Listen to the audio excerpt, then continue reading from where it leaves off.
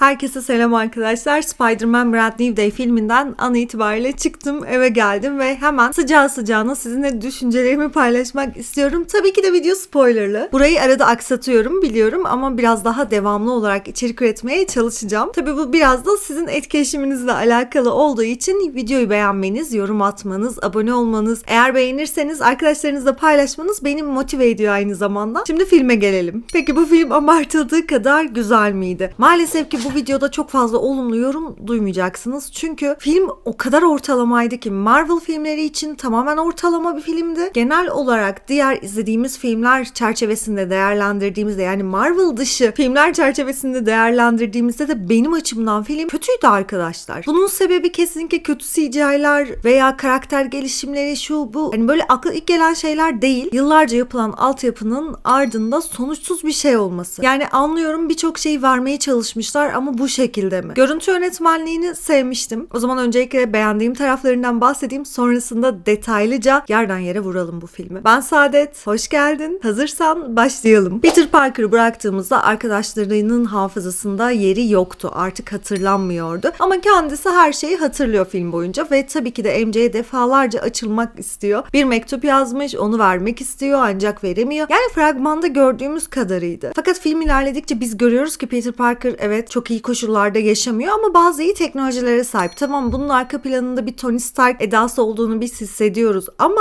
bu açıklanmamıştı. Çok fazla flashback vardı filmde. Hani geriye dönük bir şekilde Peter Parker'ın olaylarını hatırlatacak şekilde acayip fazla flashback vardı. Burada bence bu da eklenebilirdi. Çünkü bir noktada boşluk bırakıyordu. Kostüm detayları, çizgi roman kapaklarına yapılan acayip fazla gönderme vardı ama bunlar o kadar saliselikti ki veriliyordu ve geçiyordu. Fragmanda gördüğümüz her şey yeterli düzeyde güzelce verilmişti. Fakat bir filmi zaten fragmandaki detaylardan fazlasını göreceğiz diye izlemiyor muyuz? Ben bu filmde bulamadım. Fragmanda ne izlediysek o vardı. Görüntü yönetmenliğini gerçekten çok beğendim. Tamam, basit CGI'ler vesaire vardı bunlar. Ancak o kadar iyi duruyordu ki Punisher'ın son kısa dizi tadındaki filmini izlediğimizde çok kötü CGI'lere maruz kalmıştık. İşte o CGI'ler bu filmde yoktu. Gözü tırmalayan ufak tefek yerler vardı. Mesela düşme sahnesinde savrulduğu anlar. Şu anda internette bulabilsem onları buraya ekleyeceğim ama muhtemelen henüz bulamam diye düşünüyorum bu kayıtları. Bunun dışında kostüm detayları çok güzeldi. Ya kostümü çok dayanıklı ama bir noktada da dayanıksız, içeriden hasar alabiliyor ama dışarıdan hasar almıyor. Hani elastik farklı bir yapısı var. Bununla ilgili bir soru işaretimiz oluştu. Spider-Man'le ilgili karakterindeki hani yetişkin bir Peter Parker göreceğiz mevzusunun üstünde uzunca durmuşlar. Kimi zaman bunu kendi ördüğü ağların içinde kalmasıyla anlıyoruz. Kimi zaman da bunu geçmişe yönelik flashbacklerden anlıyoruz. Bununla birlikte kendisi zaten dillendiriyor. Artık diyor ki işte o liseli Peter Parker yok. Biraz esnemem gerekecek. Hani yaşının da ilerlediğini, olgunlaştığını bize fazlasıyla net bir şekilde güzelce vurguluyor. Zendaya gerçekten çok güzel bir kadın. Çok beğeniyorum. Hele ki galadaki kıyafetlerine bayılıyorum. Fakat gala kıyafetleri konusunda her karakter için aynı şeyi söyleyemeyeceğim. O kadar para kazanıyorsunuz. Bunları mı giyip galalara geliyorsunuz? Bunları mı size giydiriyorlar diye söylemeden de geçemeyeceğim. Peki şimdi gelelim filmde yerden yere vurulası şeylere. Önceki bu kadar negatif olmamın elbette ki sebebi yorumlayanlar. Eleştirmenlerin yorumları. O kadar iyi eleştiriler yaptılar ki şöyle güzel, böyle müthiş, şöyle harika. Filmi de izlerken şöyle olacaksınız. En iyi Peter Parker filmi. Oyunlara yönelik bir film yapmışlar. Yani oyun sahnelerini bizzat deneyimliyorsunuz, izliyorsunuz. Yeterli mi? Bence hiç de yeterli değil arkadaşlar. Biraz kandırıldık gibi hissediyorum. Her şeyi fragmanda vermişler. Yani fragmanın ötesine geçecek ciddi boyutta bir şey var mıydı? Diyeceksiniz ki Jean Grey vardı. Zaten onu tahmin etmemiş miydik? Punisher konusunda az çok anladığım kadarıyla hepimiz aynı fikirdeyiz. Yani bu adamı neden bu kadar cıvıklaştırdınız? İkinci Thor vakası geliyor mu? Aslında Punisher'ın biraz bu tarz bir cıvıklık göstermesi benim bir tık hoşuma gitmiş olabilir. Belki de hoşuma giden taraf hani o devasa, gözümde büyüttüğüm korkunç adamın ciddi anlamda cıvıklaşıp şakalar yapıyor olması, biraz sevecen kendini gösteriyor olması benim hoşuma gitti. Hulk'ı MCU'da görmeyi çok seviyoruz ama yeterli miydi? Kesinlikle değildi. Hulk'ı zaten bir noktada bir boşluğa itiyorlar. Ne olduğu hakkında bir fikrimiz yok. Bu aslında daha önce de yaptıkları bir şeydi. Yani Hulk'ın ilk defa nereye gittiğini bilmiyoruz değil. Daha önce de biz bunu yaşamıştık. Fakat yeterli miydi? Yani bilmiyorum. Hulk'ın yüzüne zoom yapılan bir sahne vardı. O sahne ciddi anlamda şöyleydi. Hani gözlerimi kocaman açıp izlemiştim. Hoşuma gitti. Yeterli değildi. Yani sanki sadece bunlar da çok fazla Hulk'ı görmek istiyor. O zaman biz birazcık Hulk ekleyelim bu filme demişler gibi. Hulk veya Hulk, nasıl söylemek istiyorsanız siz artık. Aynı zamanda fanların dedikleri, hayranların teorileri çıkmasın da biz ne yaparsak yapalım gibiydi film. Yani yönetmenliğini asla beğenmedim. Çünkü hiçbir şey vermiyordu. Ya bir şeyler veriyor ama bir şeyler vermiyor. Mesela Hand tarikatı. Biz Hand tarikatını nereden biliyoruz? Çoğunlukla Daredevil'dan biliyoruz. Bunun sebebi ne? Elektra'dan kaynaklı. Çizgi roman tarafında mesela Elektra hayatını kaybeder ve hayatını kaybettikten sonra Hand tarikatı tarafından diriltilir ve tarikatın başına geçer. Aynı şeyi Daredevil'da yaşar çizgi romanlarda. Hatta Shadowland'da bunu planlı olarak yaparlar. Hani Daredevil'ın kendisi zaten der ki evet, bu tarikatı içeriden çökertelim. İçeriden çökertebilmek için de güvendiğimiz birisinin tarikatın başına geçmesi lazım. Bu da kim? Ben bu iradeye sahibim diyor ve öyle bir süreç işleniyor. Şimdi bu tarikatı ne yapmışlar biliyor musunuz? Damage Control ekibinden bahsediyorum. Mutantları topluyor. Hatta Sadie Sink'in Jean Grey'in kardeşini de almışlar. Orada hayatını kaybettiğini Jean Grey tarafından öğreniyoruz. Damage Control'ün filmdeki varlığını anlayabiliyorum. Çok da yerinde buluyorum. Fakat bu ekibin Hand tarikatını kendi paralı askeri gibi kullanıyor olmasını algılayamadım ben. O kadar boş, o kadar saçma ki. Birincisi, bunu yapabilmeniz için şöyle bir neden gerekiyor. Bu hasar kontrol ekibinin başındaki başkanları, artık ilk bilir kişisinin kesinlikle Hand tarikatına çalışıyor olması gerekiyor ki böyle bir şey mümkün olsun. Yani onları bu kadar basit bir şekilde biz aldık, bünyemize koyduk demenizin bir manası yok. Bunu belki Daredevil dizisi tarafında açıklayabilirler ama kesinlikle yeterli gelmedi bu bana. Yani Hand tarikatını, koskoca Hand tarikatını alıyorsun. İşte bunlar da bize çalışıyor diyorsun. Arkadaşlar bu ciddi anlamda izleyicisini ve okurunu birazcık aptal yerine koymaktır gibi geliyor bana. Şunu anlayabiliyorum. Son 2 yıldır Marvel çizgi romanları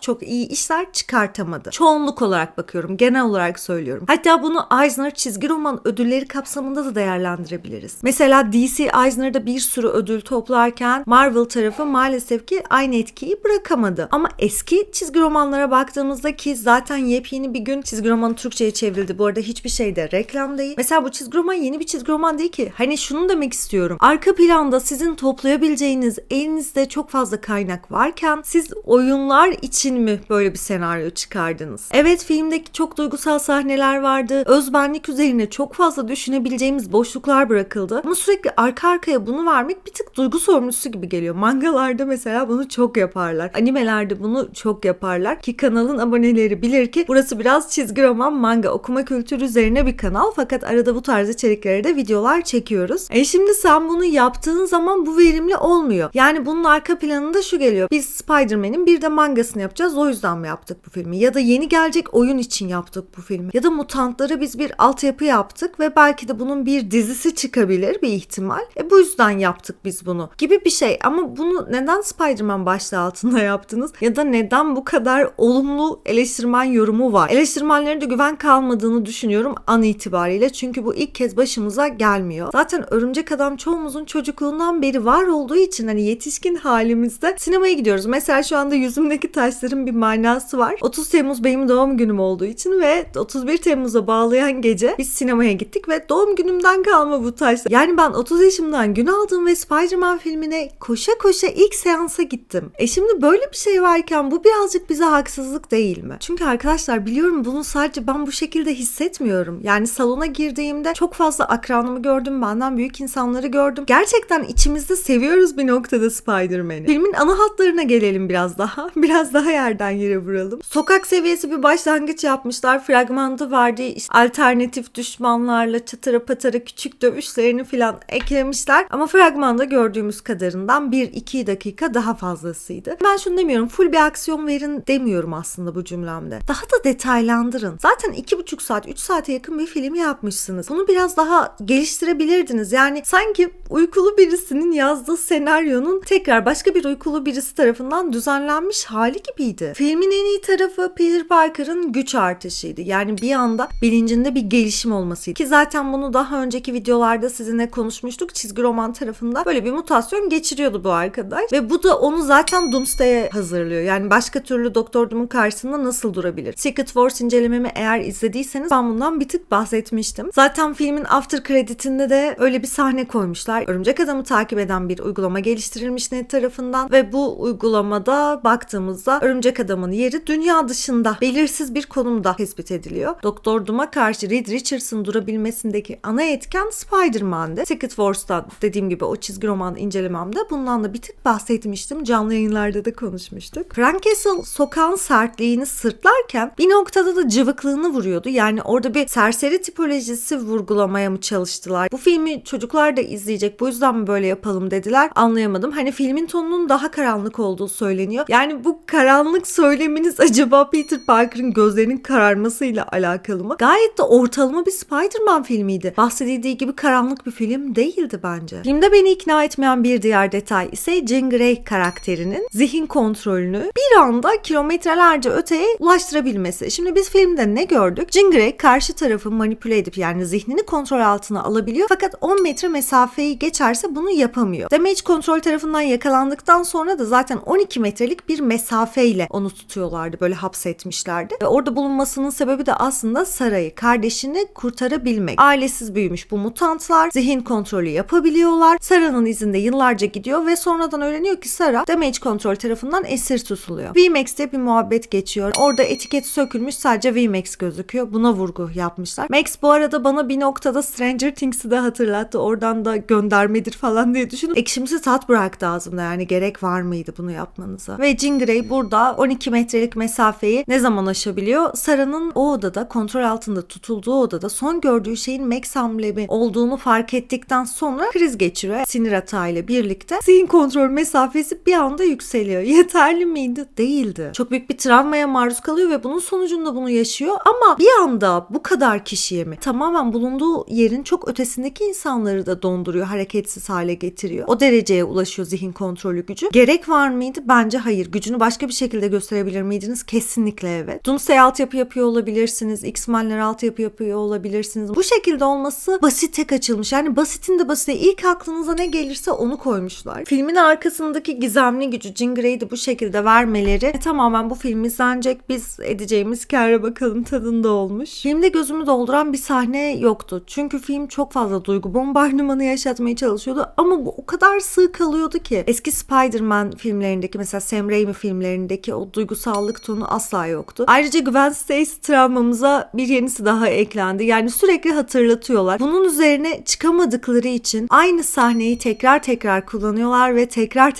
MJ kurtarılıyor. Filmde Yelena karakterini, New Avengers'tan Yelena karakterini gördük. Sentry'di vesaire de esamesi okunmadı. Yine Yelena karakteri de biraz daha cıvık bir tonda verildiğini düşünüyorum. Yani gerçekten bu film için o kadar umutluydum ki, eleştirmen yorumlarından sonra da o kadar yükselmiştim ki şok oldum filme girince. Hani diyorum ki hadi bir şeyler olacak. Bir şeyler olacak. Bu şekilde mi olacak? Yani hele ki Hand tarikatı kısmını da söylediğim gibi oraya çok taktım. Acayip harcamışlar. Hiç mi bilmiyorsunuz bu tarikatın bu şekilde olmayacağını? Hand tarikatı zaten bir yerde bir ekibin, bir bütünlüğün, bir organizasyonun parçasıysa orada baskınlıkları da olan bir tarikat. Yani Hand tarikatını alıp istediğiniz gibi evet kullanabiliyorsunuz ama bunun kullandığınız anda bedelinin de ortaya çıkması gerekiyor. Ya da onların baskınlıklarının. Yani onlara girin çıkın diyeceksiniz. Onlar da girip çıkacak. Öyle bir şey yok. Yaralandıklarında o şekilde geri çıkmıyorlar. Hani ay kolumda uf oldu deyip böyle geri gitmiyorlar. Öyle bir şey yok. Çünkü Hand tarikatı biraz da dirilmişlerden oluşuyor ya hani. Olayları o ya. Bana attığınız mesajlar doğrultusunda da anladığım kadarıyla çoğu kişi bir Venom beklentisine girmiş. Simbiyot kostümü Peter Parker'ın karakterinde gelişim kat etmesiyle birlikte sizde veya güçlenmesiyle birlikte siz de o şekilde düşünmüş olabilirsiniz. Doomsday'e doğru daha da netleştirecekler. Yani bu tamamen Peter Parker'ın kendi içinde yaşadığı kişisel ya da işte fizyolojik yapısıyla alakalı ya da başka bir şeyle daha ekleyebilirler. Bununla ilgili teorilerinizi de yorumlara yazabilirsiniz. Filmin kafası en az benim kadar karışıktı. Hani ne yapacağına tam olarak karar verememiş. Bir yerde kalmış. Biraz bundan yapayım demiş. Bu güzel ama bu da benim hoşuma gidiyor. Bunu da eklemeliyim demiş gibi bir şey olmuş. Dost canlısı Spuddy formatını bir tık kaybetmiş gibi. Aslında bu olabilir. Hiç sorun değil. Bunu yaş almasına bağlayarak yapsanız, filmin o yüzden o kadar koşturmacalı olduğunu, yani bir yere varamadığını anlatsanız, hani yetişkinlik problemleriymiş gibi çok okey olurdu. Yani bunu oturtsalardı bu zemine ama onu da yapamamışlar. Örümcek takip cihazı bir tık beni ikna etmedi bu arada. Hani hiçbir açıklaması yok. Ya eskiden böyleydi. Marvel filmlerinde bir şey verildiğinde, bir teknolojik bir olgudan bahsedildiğinde, bir oluşumdan bahsedildiğinde muhakkak onun altyapısı çok sağlam bir şekilde doldurulurdu. Şimdi sadece böyle birkaç bilimsel kelimeyi kullanalım, zaten seyirci bunu anlamayacağı için ittiriverelim ne olacak gibi bir havada bırakılmışlık da hissediyorum ister istemez. Sizlere önerim arkadaşlar, muhakkak Marvel çizgi romanlarına bakmanızdır. Filmlerden çok daha keyif alacaksınızdır. Ciddi anlamda Brand New Day filminin harcanması hazırlanmış bir film olduğunu düşünüyorum. Jean Grey karakteri güzel yerleştirilmişti, etkili yerleştirilmişti ama aura farming yapacağız diye bazen karakterlerin cıvkını çıkardıklarını düşünüyorum. Yani Punisher'ın cıvkının çıkartılmasından ziyade bu karakterleri biraz daha havalı ve cool gösterelim gibi bir etki olmuş filmde. Yani böyle bir yansıması olmuş. Keza zaten Spider-Man'le Han tarikatının kapıştığı bir sahne var. Han tarikatının orada bir saldırı hareketleri var. O ninja hareketleri var. Zıplayışları, uçuşları, dövüş teknikleri acayip iyi. Zaten izlerken şu sorgulamaya sokuyor sizi. Ya bu kadar iyi bir tarikatı sen paralı askeri çeviremezsin. Onun arkasında bir bedel vardır. Ben bunu belki sonraki filmde görmek istemiyorum. Belki izlemeyeceğim ben sonraki filmi. Marvel filmi dahi olsa, yani bir sonraki parçayla yapbozları birleştirilmesi dahi istense, film kendi içinde açıklamayı vermelidir. Ve bunu Han tarikatı gibi güçlü bir tarikattan bahsederken, güçlü bir oluşumdan bahsederken de nokta atışı bir şekilde tek cümleyle belki de açıklamalıdır. Hasar kontrolünün başındaki arkadaş çıkıyor, diyor ki işte böyle biz de onları kendimize çalıştırıyoruz. Onlar da sağ olsunlar, Allah razı olsun. Yani kötüydü. Filmi izlerken o sahnelerde böyle boş boş baktım ekrana.